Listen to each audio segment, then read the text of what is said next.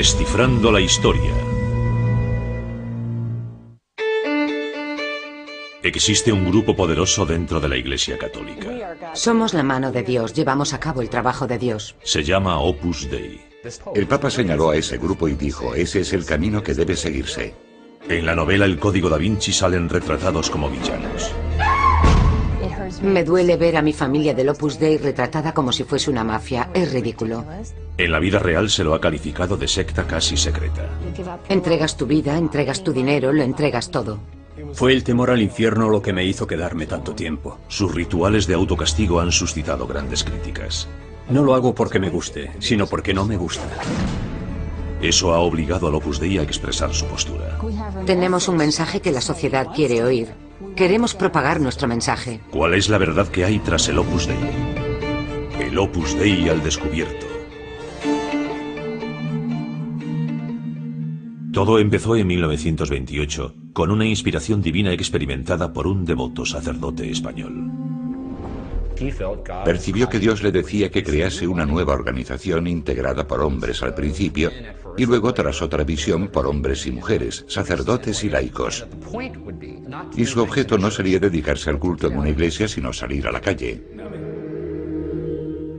Siguiendo lo que él creyó que era una llamada de Dios, el padre José María Escrivá formó un nuevo grupo católico. Después lo denominaría Opus Dei, que en latín significa la obra de Dios.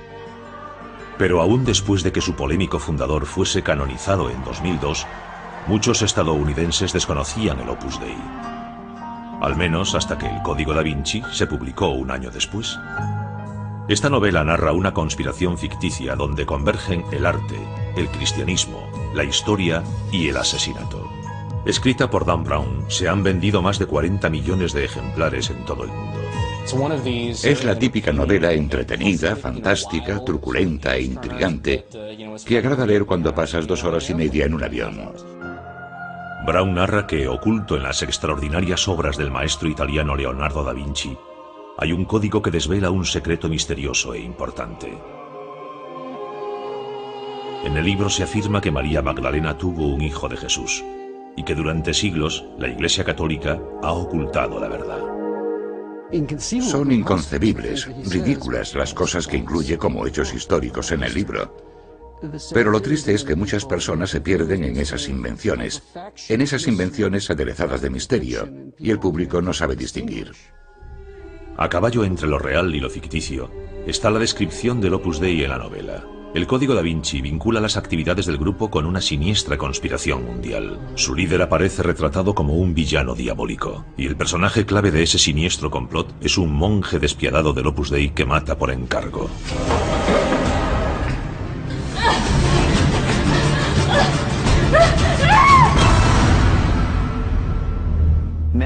Imagine otra organización religiosa mencionada en un libro de ese modo, y que se diga que hace ese tipo de cosas. Habría personas que se ofenderían. Sin embargo, como el Opus Dei es un grupo católico conservador, ese detalle se ha ignorado. Como católica me duele ver en el libro a Jesús arrastrado por el fango, en cierto modo. Me duele ver a mi familia del Opus Dei retratada como una mafia. Es ridículo. El Código da Vinci también describe de modo efectista el polémico hábito de la mortificación corporal. Hollywood ha aportado también su visión sobre el Opus Dei, mediante la versión filmada de la novela, protagonizada por Tom Hanks y dirigida por Ron Howard. Millones de personas solo conocen la imagen que el Código da Vinci da del Opus Dei, en parte basada en la realidad y en parte pura ficción. ¿Pero llegará a surgir una imagen pública clara? Roma, Italia. En medio de esta metrópoli mágica está la Ciudad del Vaticano, sede de la Iglesia Católica Romana. Más allá de los muros del Vaticano, hay más de 1.000 millones de católicos en el mundo. Más de la mitad de los cristianos del mundo son católicos. En el seno de esta inmensa iglesia existen órdenes religiosas como la de los jesuitas, los dominicos, y organizaciones laicas como las de los Caballeros de Colón y el Opus Dei. El Opus Dei es un modo de estar en contacto con Dios en la vida cotidiana. No solo el domingo, sino todos los días, en todo momento y circunstancia. El mensaje espiritual del Opus Dei es que uno puede hallar a Dios en el trabajo y la vida diaria, que los laicos, con el ejercicio de su profesión, pueden buscar la santidad, mejorar espiritualmente y así transformar el mundo que los rodea. No te olvides del equipo, intenta ayudar a otro. Si eres un católico conservador, creyente y lleno de fe, a veces no te sentirás cómodo en tu parroquia. Quizá no te sientas a gusto con tus amigos. Lo que el Opus Dei te da es un ambiente donde te sentirás cómodo.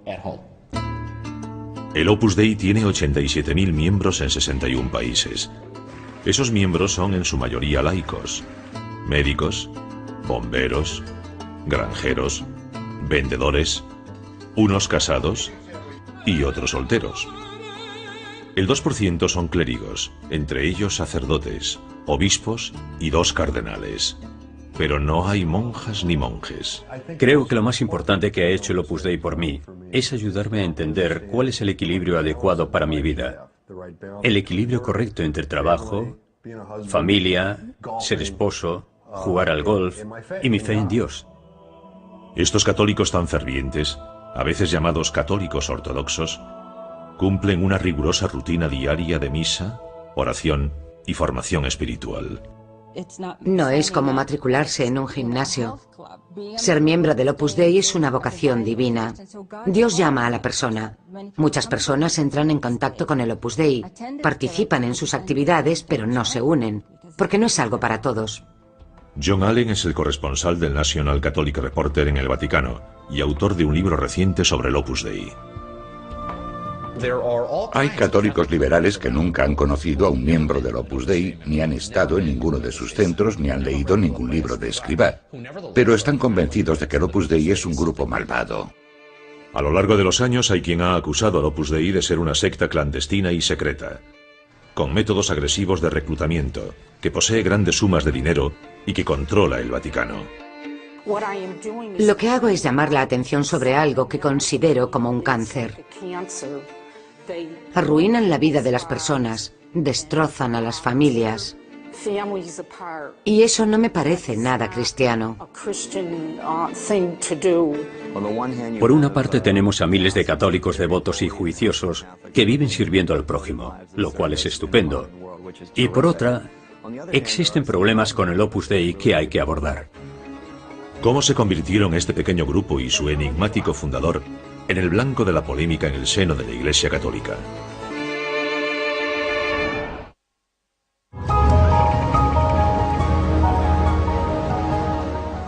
Ciudad del Vaticano, septiembre de 2005. En una hornacina exterior junto a la Basílica de San Pedro, una estatua de mármol de 5 metros de altura del fundador del Opus Dei, San José María Escrivá, es descubierta y bendecida por el Papa Benedicto XVI durante una ceremonia vaticana especial. El prelado del Opus Dei, cabeza mundial de la institución y solo su tercer líder, es el obispo español Javier Echevarría, miembro de la orden desde 1948, gran amigo y secretario personal de Escrivá. En la tierra se comportó como seguramente lo hará en el cielo, con la perfección que solo se concede a las almas que gozan de la visión de Dios. Esta estatua suya que hoy contemplamos es un ejemplo elocuente de esa visión. Figura fascinante en vida, Escrivá y la historia del Opus Dei son inseparables. España, un país europeo de unos 42 millones de habitantes, de los que el 94% son católicos. En 1902, José María Escrivá de Balaguer nació en una familia católica devota. Siendo un adolescente piadoso, Escrivá entró en el seminario y a los 23 años José María fue ordenado sacerdote. Era una persona con una fe enorme, una fe que le ayudaba a hacer lo que fuese para conseguir sus ideales. El punto clave de la vida de Escrivá llegó el 2 de octubre de 1928. Durante un retiro en Madrid, oyó repicar las campanas de una iglesia y tuvo una visión. Voy a dedicar mi vida. Creyó que era una manifestación sobrenatural de Dios. Dame tu espíritu. Esa visión se convertiría en el Opus Dei. Amo al Opus Dei con todo mi corazón. en cuanto es un instrumento para servir a la Iglesia, para servir a las almas, para contribuir a la paz y a la felicidad de las criaturas todas, al bienestar del mundo, también material. Para hacer una obra de la magnitud del Opus Dei, necesitas instrumentos fuertes. Para hallar el equilibrio debes tener espíritu luchador, pero también mucha humildad. En 1933, Escrivá creó la primera sede del Opus Dei en un pequeño piso de Madrid. Denominada Academia Guía, se convirtió en residencia, en centro de actividades apostólicas y en aula de estudios para alumnos universitarios. Casi nadie se unía al Opus Dei, y los que lo hacían no se quedaban mucho tiempo. Él consideraba que el Opus Dei era algo dado a la Iglesia por Dios, y que duraría siglos, eternamente. Es un simple sacerdote español que vive en Madrid rodeado de unas cuantas personas, y eso requiere una gran fe. Mientras Escrivá nutría a su pequeño grupo espiritual, España estaba sumida en conflictos. Las disputas políticas, económicas y culturales dividían a los españoles. La inestabilidad social desembocó en una guerra civil. July 1936. The Spanish Civil War became a proving ground for Nazi Germany, Fascist Italy, and Soviet Russia. Los nacionales, conservadores y en su mayoría católicos, dirigidos por el generalísimo Francisco Franco, iniciaron una rebelión contra los republicanos izquierdistas comunistas que pronto dividió España en dos. El bando republicano perseguía a los curas, es un hecho, y los mataba. Hubo persecuciones religiosas brutales. Se incendiaron iglesias y se persiguió al clero. Fue un periodo en el que todo el que fuese católico practicante en España es probable que tuviese que pasar sobre cadáveres para llegar a la iglesia. 4.000 sacerdotes fueron ejecutados, decenas de obispos y cientos de monjas, en algunos casos fusilados por los republicanos. Obligado a esconderse, Escrivá vivió como un refugiado religioso con temor y huyendo. Halló un refugio seguro en esta buhardilla. Se hizo pasar por enfermo mental en un manicomio durante 5 meses. Durante todo ese periodo, Escrivá celebraba misa en secreto y ofrecía confesión. Siguió con su tarea apostólica como si nada hubiese pasado. Consideraba que hacía lo que Dios quería que hiciese y que nada podía interponerse en su camino. En marzo de 1939, los nacionales alcanzaron la victoria. Franco se hizo con el poder como dictador y gobernó España brutalmente durante los siguientes 36 años. El pueblo había pagado con su sangre la fidelidad a la Iglesia, así que hubo un enorme aumento del orgullo católico y un incremento del sentimiento nacional, aunados en la figura de Franco. Escrivá y el Opus Dei han sido acusados constantemente de haber apoyado el régimen represivo y fascista de Franco. Es lógico que la Iglesia se sintiese más próxima en determinado momento a los que no la atacaron. Esa es la realidad. No fue una opción política, sino de supervivencia de la fe. Creo que lo más justo sería decir que Escrivá no era profranquista ni antifranquista. Se ha dicho mucho que debería haberse mostrado más antifranquista, sobre todo porque las injusticias del régimen eran patentes. Optó por seguir su visión, y esta era que como organización el Opus Dei se quedaría al margen de la lucha política. El día que terminó la guerra, Escrivá contempló las ruinas de la Academia Guía. Pero 3 años de horrible guerra civil no habían destruido su idea de crear el Opus Dei. Posteriormente, en 1939, Escrivá publicó Camino, el libro que contenía 999 pasajes cortos conocidos como máximas. Si no te levantas a una hora fija, nunca realizarás tu plan de vida. La obediencia es el camino seguro, la obediencia ciega a tu superior es el camino a la santidad. Escribía cosas para dar ánimo en determinados momentos a esta o aquella alma, y plasmaba ideas que pudiesen ayudar a esas personas. Camino desvela el proyecto espiritual de Escrivá y el Opus Dei. Habla de temas como el carácter, la oración y la táctica, haciendo hincapié en la discreción del grupo. No te apresures a revelar los detalles íntimos de tu apostolado. ¿No ves que el mundo con su egoísmo no los entenderá? Es un documento fundacional. Escribió muchos más libros posteriormente, pero este puede considerarse su libro de cabecera. Es para el Opus Dei lo que el libro rojo de Mao para el comunismo. En 1941 el Opus Dei tenía 50 miembros. En la Comunidad Católica de Madrid se propagó la noticia de que existía un grupo católico independiente clandestino. Se ha malinterpretado lo que es el Opus Dei. Parece como una orden secreta, pero no lo es. La forman cristianos normales, y la gente no entiende este modo de servir al prójimo. Ese modo de servir al prójimo estaba llamando la atención. El Opus Dei crecía. La Compañía de Jesús, conocida como los jesuitas, tenía una enorme presencia en la ferviente Iglesia Católica Española. Desconfiaba del Opus Dei y se opuso a su crecimiento. La acusación principal fue la de que el Opus Dei era una secta católica secreta que intentaba destruir a los jesuitas, que intentaba dividir las parroquias y en cierto modo hacerse con el control de la Iglesia española. La gran ironía es que muchas de estas acusaciones también se formularon contra los jesuitas en el siglo XVI, cuando la orden fue fundada y era la recién llegada. Sin amilanarse, Escrivá buscó la aceptación fuera de España. Escrivá sabía que para extenderse por el mundo, el Opus Dei necesitaba la aprobación papal. Y para conseguirlo, tenía que ir a Roma. Así que envió a su mano derecha, Álvaro del Portillo, para trabajar en pro de esa aprobación. Pero en parte también quería estar presente en la corte, para conocer los pormenores y el funcionamiento de la política vaticana y así poder exponer ideas. La dirección del Opus Dei siempre ha sido muy diestra en saber mover los hilos del poder. Con la bendición del Papa Pío XII, el Opus Dei consiguió el permiso para expandirse al mundo entero. El mensaje del Opus Dei echó raíces. Desde la década de 1950 a la de 1970, adquirió unos 60.000 miembros en 32 países, entre ellos Estados Unidos. Los miembros del Opus Dei fundaron centros docentes, organizaron actividades apostólicas y proyectos de caridad. Al frente de esa campaña de extraordinario crecimiento estaba Escrivá, carismático, magnético y apasionado. No creo que pueda explicarse la enorme difusión mundial del Opus Dei en tan poco tiempo si ese hombre no ejerciese cierto magnetismo sobre la gente. Cuando hay una persona carismática que funda un movimiento nuevo, se tiende a venerar a esa persona.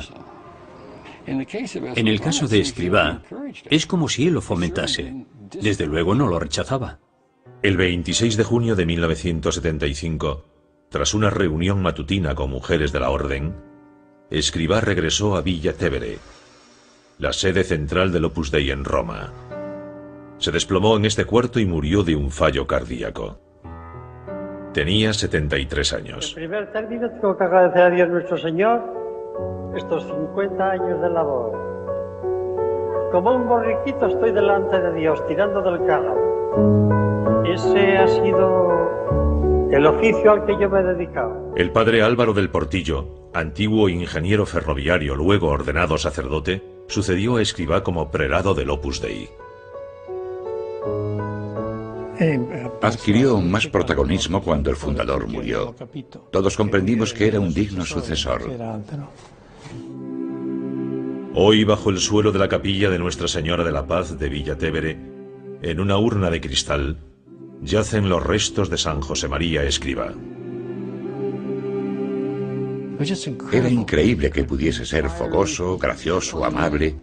Era como un volcán que expulsaba amor de Dios. Hablaba mucho del peso que sentía por ser el fundador del Opus Dei. Sabía que tenía que cumplir la voluntad de Dios. Siempre he pensado que era alguien muy santo.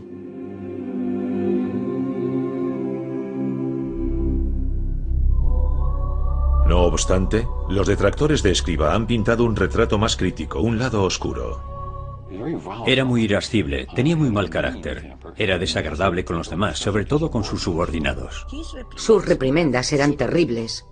Eran muy duras y tenía un carácter muy fuerte. Siempre me ha dado la impresión de que era un hombre vanidoso, muy pendiente de su imagen, muy preocupado porque los demás supiesen que era un santo. Hijos míos, mis palabras son palabras sobrenaturales. Son palabras de amor para todos. Yo no he querido en mi vida mal a nadie. Quiero bien a todos, y ahora sí. Si lo ves como padre cariñoso, entonces disculpa sus estallidos y los achacas a su carácter fuerte. Pero si lo consideras alguien que dirige una sociedad secreta y controladora, verás ese carácter como un gran defecto. Hoy el mayor legado de Escrivá es el de los 87.000 miembros del Opus Dei. Pero muchas de sus prácticas suscitan sospechas y escepticismo.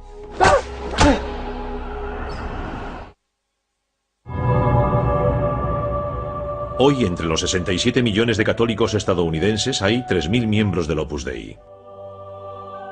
Estos católicos conservadores son pocos en número, pero tan corrientes como cualquier vecino nuestro. Soy esposa, madre, cirujana plástica y miembro del Opus Dei. Soy vicepresidente de Recursos Humanos. Soy directora de un colegio. Soy educador. Estoy jubilado, soy ingeniero, hago muchas cosas. Hay gente de todas clases, con personalidades y profesiones variadas. Queremos vivir nuestra fe en serio todos los días. ¿Cómo se hace uno miembro del Opus Dei? No entran en contacto mediante programas televisivos sensacionalistas, sino mediante la lectura de las obras de Escrivá que les presentan otros católicos creyentes. El Opus Dei también recluta a estudiantes católicos, a los que se invita a asistir a retiros y otras reuniones de tipo espiritual. La evangelización es una misión de la Iglesia, no es algo inventado por el Opus Dei. Todo cristiano tiene la obligación de evangelizar. Debemos propagar el mensaje de Cristo. Durante años se les ha acusado de recurrir al engaño, de atraer a personas hacia su orden antes de decirles que se trata del Opus Dei, de presionarlas para que adquieran compromisos antes de que entiendan de qué va la cosa. Nos animaban a buscar más miembros, a hacer amigos, que los llevásemos al centro, que averiguásemos en qué punto estaban de su vida espiritual, si tenían dotes para convertirse en miembros del Opus Dei. El Opus Dei niega que ejerza presión indebida alguna. Dice que los posibles candidatos pasan por un período largo de estudio espiritual antes de convertirse en miembros plenos. Desde el primer acto al que asistí, quise unirme al Opus Dei y no me dejaron. Me dijeron, aún no, ve despacio, sin prisas. Tienes que aprender más sobre nosotros. Cuando alguien se une al Opus Dei, pasa por un periodo de 6 años y medio, durante el que puede decir si quiere seguir adelante durante otro año o no. Es libre de permanecer en la orden y también de dejarla. Los miembros pertenecen a varias categorías. Están los supernumerarios, el 70% del total, integrados por parejas casadas como Dow y Shirley Hinderer, que tienen 9 hijos. Para mí el catolicismo es lo que estructura nuestra vida y el Opus Dei es lo que le da color. Nos ha ayudado a vernos como algo más que una pareja, como algo más que unos padres. Ha dado sentido a nuestras vidas como seres humanos, como católicos y como padres. Tienen un programa de conducta, un programa espiritual que siguen a diario como miembros del Opus Dei. Se reúnen una vez por semana para hacer meditación espiritual y para charlar. El objeto es recibir formación espiritual dentro del Opus Dei y luego aplicar esa formación a la vida diaria de cada uno. La segunda categoría mayoritaria es la de los numerarios. Son casi el 30%, hombres y mujeres célibes que viven en centros del Opus Dei y cuyos votos de celibato son un compromiso único en el mundo moderno actual. Esas personas optan por llevar una vida muy controlada y disciplinada de sacrificio espiritual. Si eliges esa vida, tienes que acatar todas sus normas. Y desde luego eso es algo que a los de fuera de la orden les costará entender. Un miembro numerario del Opus Dei tiene una profesión que ejerce. Yo soy cantante y también dirijo un coro. Aparte de eso, participo en actividades apostólicas y también aporto guía espiritual a algunos miembros del Opus Dei. Gran parte de esa guía espiritual tiene lugar en los 60 centros que la Orden tiene en 19 ciudades de los Estados Unidos. En Nueva York está el Murray Hill Place, la central del Opus Dei en los Estados Unidos. Un edificio de 69 millones de dólares, construido con una donación de valores farmacéuticos. Los miembros de ambos sexos están completamente segregados. Hay entradas y residencias separadas. Creemos que ese método funciona. Hombres y mujeres nos vemos a todas horas, pero nuestras actividades se hacen de modo separado y vivimos en dependencias separadas. Formamos como una familia, es como tener 10 hermanas con las que te llevas bien y a las que no les robas la ropa. Y compartimos todos los grandes ideales. Las numerarias auxiliares forman otra clase integrada solo por mujeres. Representan un 5% y su principal tarea es la de cocinar, limpiar y administrar los centros del Opus Dei. Son amas de casa y desempeñan en la comunidad del Opus Dei la misma función que una madre en su propia familia. Ellas lo consideran una tarea muy gratificante, en absoluto degradante, y algo que les da gran satisfacción. Bendita seas entre todas las mujeres y bendito sea... Su rigurosa rutina diaria es lo que distingue a los miembros del Opus Dei de los de otras organizaciones católicas laicas. Los miembros asisten a misa y reciben la comunión a diario. La oración es constante. Santa María, Madre de Dios, ruega por nosotros pecadores, ahora y en la hora de nuestra muerte. Los miembros recitan una plegaria en latín creada por el Opus Dei denominada Preces.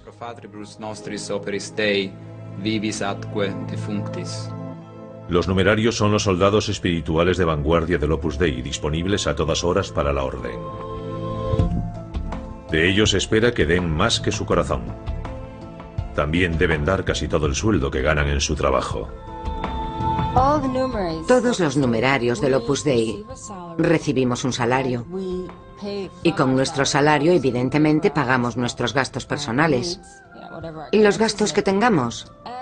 Y como norma, donamos el resto al Opus Dei para apoyar el apostolado. Hay que decir que los apóstoles hacían lo mismo. Vivían en régimen comunal. La iglesia cristiana primitiva lo hacía. Así que, en cierto modo, viven de forma más cristiana que otros católicos. Tal vez el aspecto más polémico de la vida en el Opus Dei es la práctica del castigo corporal. Actos de autocastigo o dolor voluntario como penitencia. Una especie de sacrificio corporal. Hay que entender que la mortificación corporal es una disciplina espiritual de larga tradición en la Iglesia Católica y que la practican muchas personas que no son del Opus Dei. La Madre Teresa usaba un pequeño látigo, el Padre Pío una camisa de pelo, el látigo y el cilicio. Es un modo de participar en el sufrimiento de Cristo en la cruz. Y también como recordatorio del dolor y sufrimiento del mundo y una especie de dominio sobre la carne.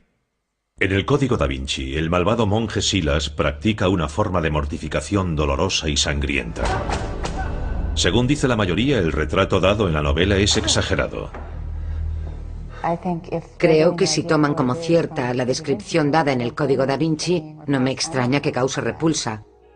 El uso de la mortificación corporal por parte del Opus Dei arranca de su propio fundador. Si no te mortificas, nunca serás un alma piadosa.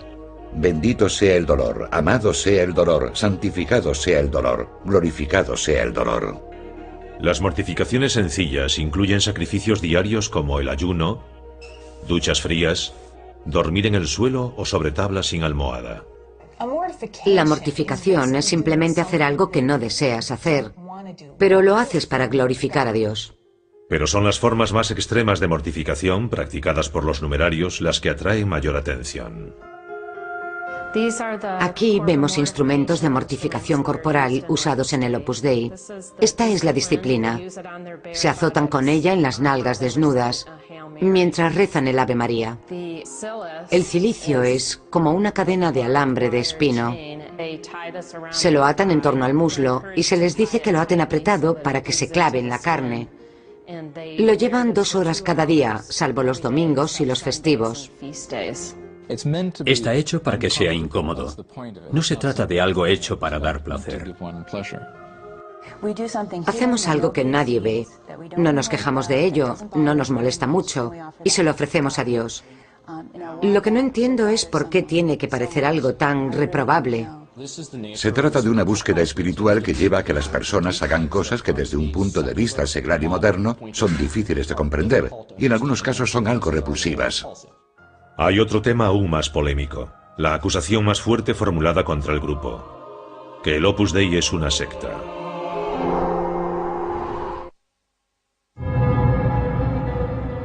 En décadas recientes, el Opus Dei se ha enfrentado a la acusación de ser una secta religiosa peligrosa. Prácticamente todas las críticas van contra el estilo de vida de los fervientes numerarios, que viven en los centros del Opus Dei. Se les revisa el correo, y su elección de libros, películas y entretenimiento necesita aprobación. Es un ambiente controlado en el que casi nunca estás solo. Empecé a plantearme hasta qué punto el Opus Dei influía y te controlaba la vida y tu forma de pensar. Fue el temor al infierno lo que me hizo quedarme tanto tiempo. Me dijeron que era una vocación divina y que si abandonaba mi vocación iría al infierno. Te exigen obediencia ciega y llega un punto en que no cuestionas nada. Ahí reside su carácter sectario, eso es lo que la hace destructiva y dañina para el individuo. Es triste que una chica de 17 años entregue toda su vida, su familia, por Dios. ¿Pero para qué? Tras unirse siendo adolescente en 1985, Colin O'Neill cocinó y limpió como auxiliar numeraria en varios centros del Opus Dei en los Estados Unidos. Cuando me uní al Opus Dei me dijeron, no puedes llamar a tu familia, ni puedes visitarla. No llamamos a la familia, ni la visitamos. Dije, de acuerdo, y respeté la norma. Cuando uno adquiere un compromiso, sobre todo si se compromete al celibato y a ir a cualquier parte y hacer cualquier cosa para servir a Dios, quizá no tenga tanto tiempo para su familia como antes. Mis padres se enfadaron, decían, ¿pero qué demonios pasa? ¿Por qué no nos llamas? ¿Por qué no nos visitas? Cuando me cuentan casos de hijos que se han unido al Opus Dei y que los han separado de sus padres, me quedo horrorizado. Eso no es lo que predica la Iglesia Católica. El Opus Dei niega que se aísle a los miembros completamente de sus familias. Tienen también otra familia que han adquirido por elección propia y tienen compromisos con esa familia, así que deben buscar un equilibrio, igual que una persona casada debe buscar un equilibrio entre dos familias. Pese a alguna duda creciente sobre su compromiso con el Opus Dei, O'Neill cumplió lealmente con su vocación. Estoy en esto para siempre, porque sabes que Dios te ha llamado para hacerlo y pase lo que pase vas a mantenerte fiel. Te dedicarás a esto el resto de tu vida. Cuando te enfrentas a una secta en la que hay un control total de la información, no solo externamente, en el entorno físico, también hay un control interno respecto a la comunicación con uno mismo. No tienes libertad psicológica para marcharte. Es como estar en una cárcel en la que no sabes que estás y no puedes salir de ella. Tras 20 años como miembro del Opus Dei, O'Neill tomó una decisión dolorosa. Me di cuenta de que me controlaban mentalmente y que aquello no estaba bien. Y que si mi vocación no provenía de Dios y no era sobrenatural ni divina, entonces, ¿qué hacía allí? En abril de 2005, O'Neill desapareció. La policía y el FBI pensaron que la habían secuestrado. En realidad estaba recluida en un hotel con una desprogramadora de sectarios contratada por su familia. El caso de Colin era bastante típico. Estaba incómoda interiormente, deseaba tener libertad, pero al mismo tiempo no quería dejar el grupo ni dejar de cumplir la voluntad de Dios en su vocación. Abandonas tu vida, entregas todo tu dinero, todo, absolutamente todo. Y cuando estás dentro te recuerdan constantemente que se lo has dado todo a Dios. Es cierto que hay personas que han sufrido, porque la vocación a menudo te exige que le dediques la parte más íntima de tu ser, y es algo que resulta muy duro. Y los comprendo perfectamente, porque a veces dedican toda su vida a una tarea que después ven que no es para ellos. Estas son las de Nicola, la madre Diane y la hija Tammy. En 1987, Tammy ingresó en el Boston College, donde la reclutaron para el Opus Dei y pasó 2 años y medio como miembro de la orden. Cuando era miembro de la orden, me pedían que rellenase formularios sobre las personas que trataba de incorporar a la orden y tenía que entregarlos cada mes. Debía marcar si tal chica se confesaba con algún sacerdote del Opus o si había hablado apostólicamente con ella. Tammy, igual que la familia de Colin, utilizó a un desprogramador de sectarios para que la ayudase a liberarse. Lo peor del Opus Dei es que transforma a las personas en casi autómatas en algunos aspectos. Te apartas tanto de tus verdaderos sentimientos, de quien de verdad eres, que prescindes de las personas que te han alimentado, que te han criado, de las personas que te quieren. Durante una crisis de conciencia, su madre empezó a relacionarse con otras familias católicas. Solo soy una madre que quería ahorrarles a otras familias lo que la mía había sufrido. Fue horrible. No se lo desearía a mi peor enemigo. En 1991 creó ODAN, la red de alerta sobre el Opus Dei. Su mensaje orientador y de apoyo se ha propagado por Internet, proporcionando un foro a miles de personas. No tenemos millones de dólares. Solo somos una organización humilde. Y para todas las personas a las que el Opus Dei ha hecho daño, para los que creímos que éramos una gran familia en la década de los 80, la web es una herramienta para conocer la verdad. Al fin tenemos este instrumento para relacionarnos. Quiere que la gente vea algunos de los problemas de la organización. Y en muchos casos tiene razón. Un gran porcentaje de miembros del Opus Dei no tiene esa experiencia. Por eso cuando oyen esas críticas, no las entienden. El Opus Dei niega que sea una secta, pero reconoce que a lo largo de su historia ha habido personas heridas. Seguramente ha habido casos de personas a las que no les ha ido bien, pero creo que en general todos intentan hacerlo lo mejor posible. Lamento mucho el dolor que podamos haber causado a alguien, y siento lo que pueda haber sufrido, pero al mismo tiempo hay que comprender que se trata de algo complejo, y no es algo de lo que se pueda culpar a una parte u otra fácilmente. Pero esas situaciones complejas se agravan, según dicen los observadores, por la tendencia habitual del Opus Dei de llevar muchos de sus asuntos en secreto. Hay muchas personas buenas que no entienden nuestro camino. No os esforcéis por hacérselo entender. Sería una pérdida de tiempo y daría lugar a indiscreciones. Creo que Escrivá estaba obsesionado con la protección de la identidad del Opus Dei. Recelaba mucho de cualquier tipo de colaboración con otros grupos de la Iglesia por temor a que el Opus acabase absorbido por alguno de esos otros grupos. Los asuntos financieros del Opus Dei también son un tema privado. Desde hace tiempo preocupa el volumen de su riqueza y cómo influye ese dinero en la Iglesia Católica. Los que creen que hay una conspiración dirán que el Opus aportó mucho dinero para sacar de apuros a la banca vaticana cuando sufrió la crisis de fines de los 70. En su revelador libro Opus Dei, Allin, con un experto independiente en finanzas vaticanas, siguió el rastro del dinero, examinando miles de documentos, actas públicas y papeleo remitido por el Opus Dei. La realidad es que el Opus no tiene la gran fortuna que muchas personas imaginan que tiene. Tras analizar su perfil financiero resulta que en Norteamérica tiene unos 340 millones. Sus bienes en todo el mundo suman como mucho 2.800 millones. Compare eso con un grupo como el de los Caballeros de Colón, que es casi por entero una organización norteamericana y tiene una base financiera que es unas 3 veces mayor que la del Opus. Sin embargo, nadie piensa que intriguen para manipular la elección del Papa ni que controlen la política del Vaticano.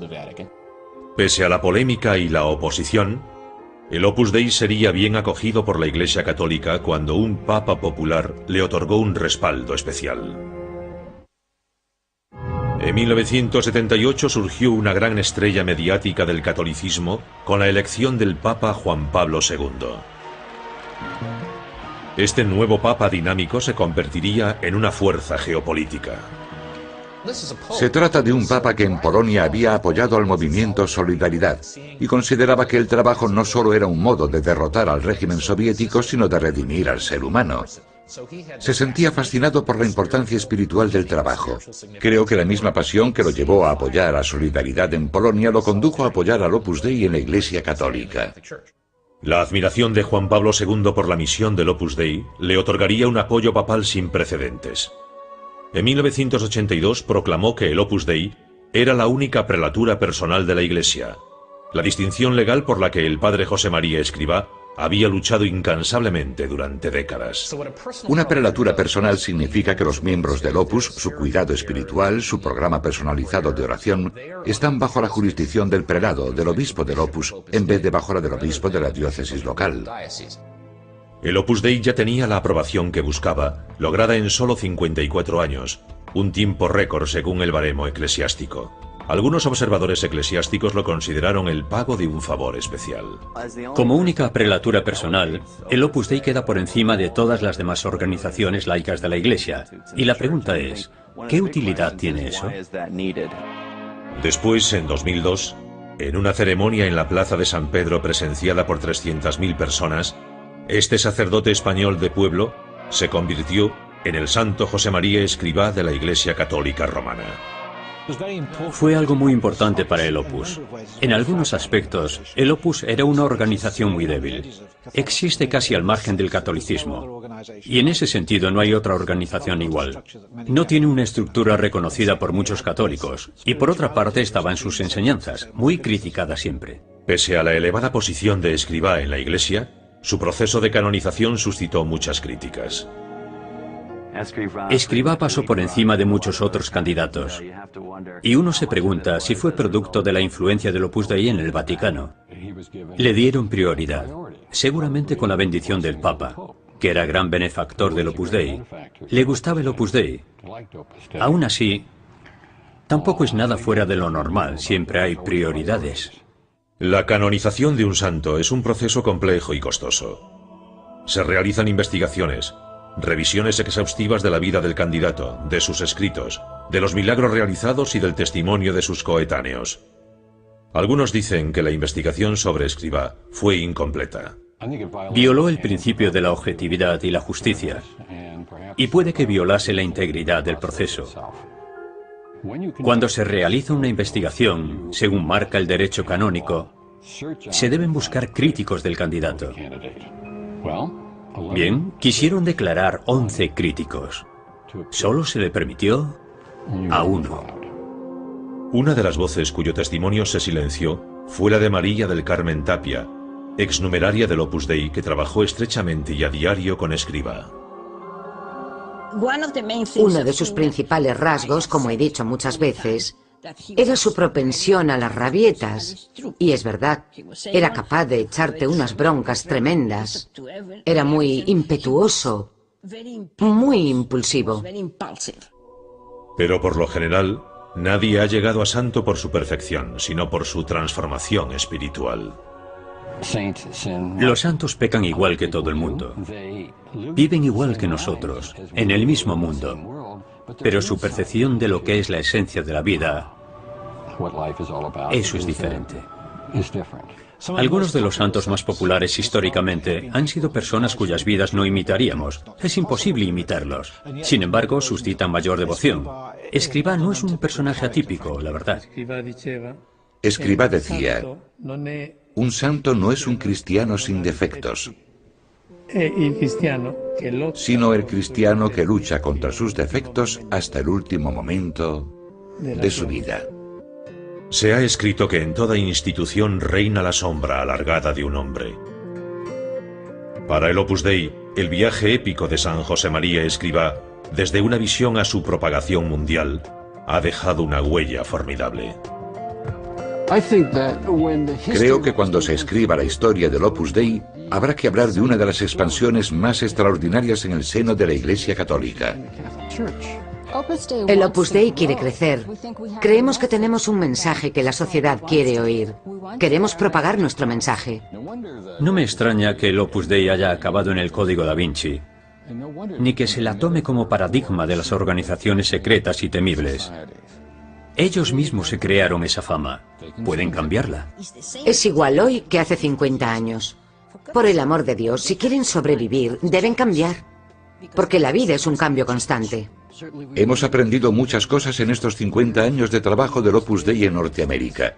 Hemos mejorado mucho y espero que los problemas disminuyan. El Opus Dei dice que la conversión del mundo seglar puede lograrse mediante una casta de hombres con alzacuellos, alejados del mundo y que se dedican a soltar sermones. Hay que hacerlo mediante personas laicas que vivan y se muevan dentro de ese mundo seglar. Ese es el reto perpetuo de la Iglesia y todavía no se sabe si funcionará.